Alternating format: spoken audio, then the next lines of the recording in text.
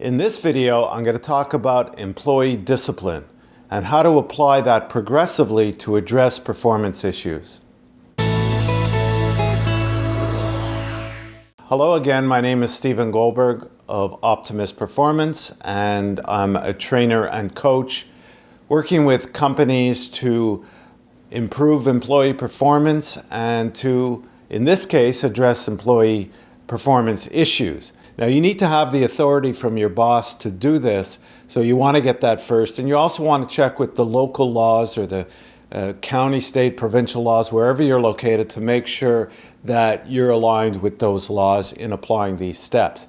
Now, the first step is to give a verbal warning to the person of what the situation is. So you want to take them aside, sit down, state what the problem is. Again, if, for example, it is them coming late to work or absenteeism, you want to tell them that this has now become unacceptable, and you're officially giving them a verbal warning of the fact that they have to correct this. And you want to note this down, write it down, put it in their file. You should have a file for each employee. Make sure they see you doing that. You may want to have a witness, either a colleague or your boss present. And you want to also ask them what they're going to do to address the situation. So step number 2, if step number 1 wasn't successful in the person improving or stopping the behavior, whatever it is, you want to go to step 2, which is giving a written notice that they haven't corrected and that they must do so within a certain time frame, and let them know also what the next step is going to be, will be a suspension. That's step number 3. So again, in the written process, the written notice, you want to state what the person needs to correct. Go back to refer to the verbal warning that was given and let them know that within a certain time frame it needs to be addressed.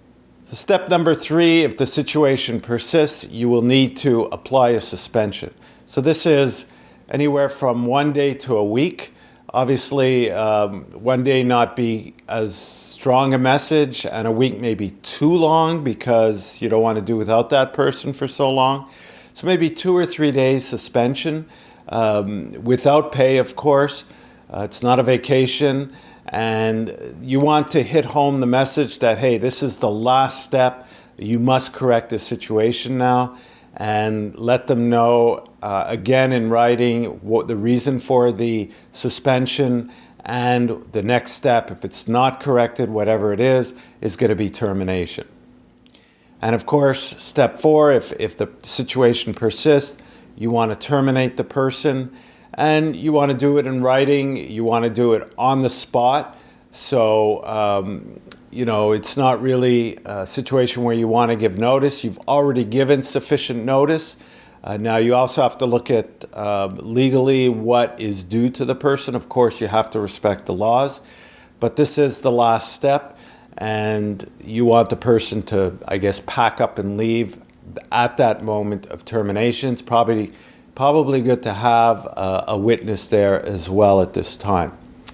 And that really sums up the process. So 4 steps. Number 1, verbal notice. Number 2, written warning. Number 3, suspension without pay. And number 4, of course, is termination.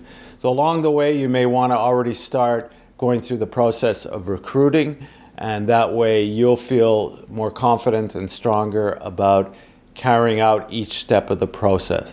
And again, if you try and address these issues before they turn into a situation where you have to apply progressive discipline, that's the best remedy.